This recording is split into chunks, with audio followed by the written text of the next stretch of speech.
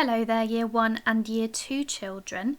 This week and next week we're going to be looking at a narrative block. So we've left our learning journey behind and now we're going to be looking at a narrative. We're going to be learning how to write really wonderfully using a technique called sentence stacking.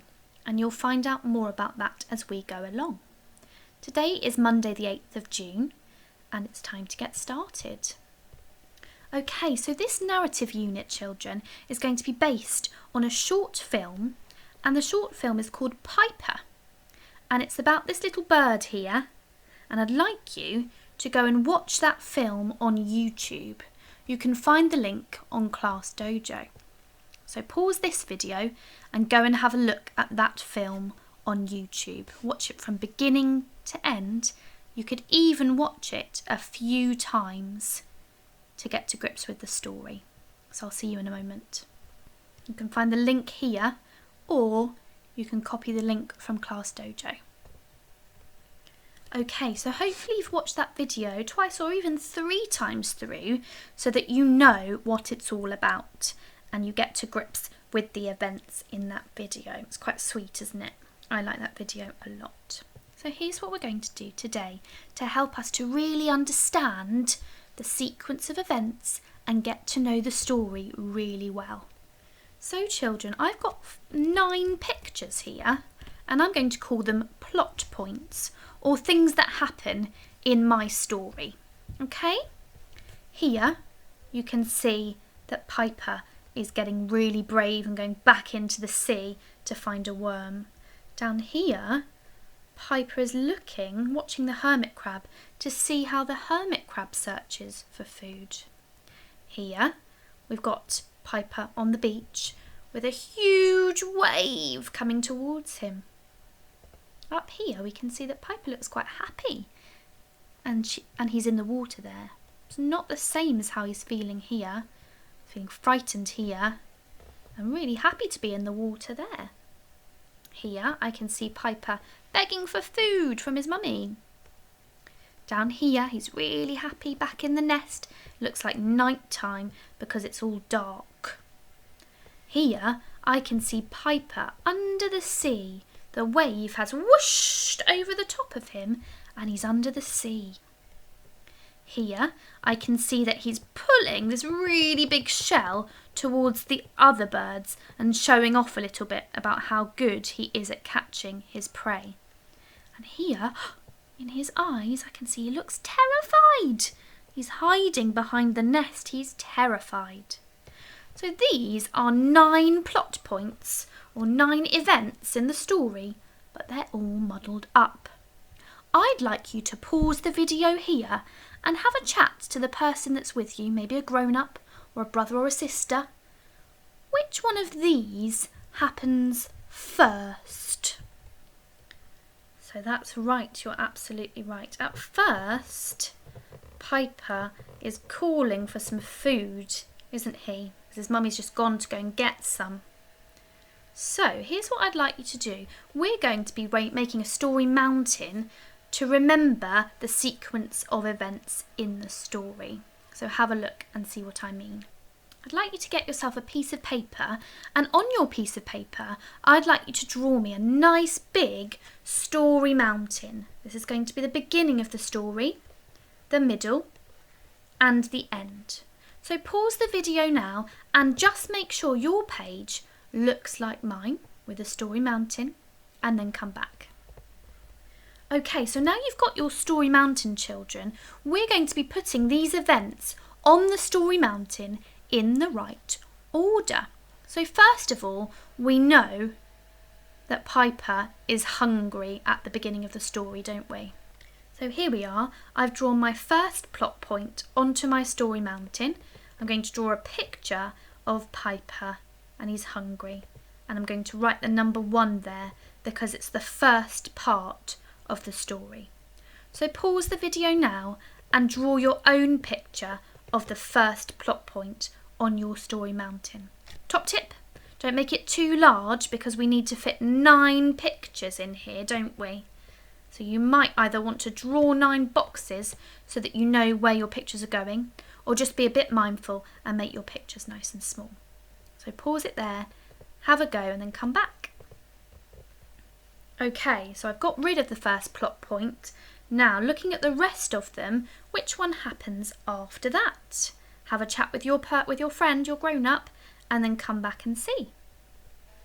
That's absolutely right. Next up, the big wave comes when Piper's just gone down to the beach to see if he can find his mummy, and whoosh, the wave is coming towards him. Looks massive, doesn't it? Why don't you pause the video and draw that plot point onto your story mountain next to the first picture. Off you go. There we are. So first of all, Piper's really hungry, and then when he's gone down to the beach, the wave is coming towards him. Uh-oh. Let's have a look at the rest of those plot points. Okay, what happens next? Have a look. Have a pause of the video. See if you can remember. That's right. Piper runs away and hides behind the nest, and he's so petrified, isn't he, of the big wave. He's very, very, very scared. Doesn't want to get really wet and sort of drown in the water, does he? He's very frightened. Why don't you go back to your story map and draw that plot point? That's number 3. There we are. 1, 2, 3. Let's go back and check which one is number 4. Okay, what happens next? Absolutely, he gets a little bit braver, doesn't he? And this time, he's brave enough to go back to the water and not give up. He's still looking for food. He's got brave enough to have another try. Well done. Pause the video and add plot point 4 to your story mountain. There we are. 1, 2, 3, 4. I wonder what happens next. Have a chat with your grown-up. Remember, you can pause the video and go back to the short film if you've forgotten. Yes, that's right. Piper's still having no luck with finding food. So he spots a hermit crab who knows how to find lots of yummy food. And he's watching and learning what to do, isn't he? Well done. Pause the video and pop back to your story mountain to add plot point number 5. Here's what mine looks like. I've got 5 plot points so far. Now I'm going to go and look for number 6. Can you remember what happens next? Absolutely. The second wave comes, and this time Piper's not quick enough to run away, and he goes under the water, and actually he quite enjoys it there, doesn't he? Wow. Have a go at adding that one to your story mountain. There we are. Let's look for number 7. Okay, you're right. After Piper goes under the water, he's not afraid anymore. He's really pleased, and he's sort of frolicking. You can see the waves there. He's playing with the water now, isn't he? Popping up and trying to get wet from the waves, you're right. Whereas before he was running away, wasn't he? Add that one to your story mountain. Well done, everybody. Keep going. There we are. Okay, 2 more plot points to find now. Which one is first? That's right. Piper started showing off, hasn't he? He's now pulling a really big shell to show all the other birds that he's really good at hunting for food. Well done. Pop it onto your story mountain.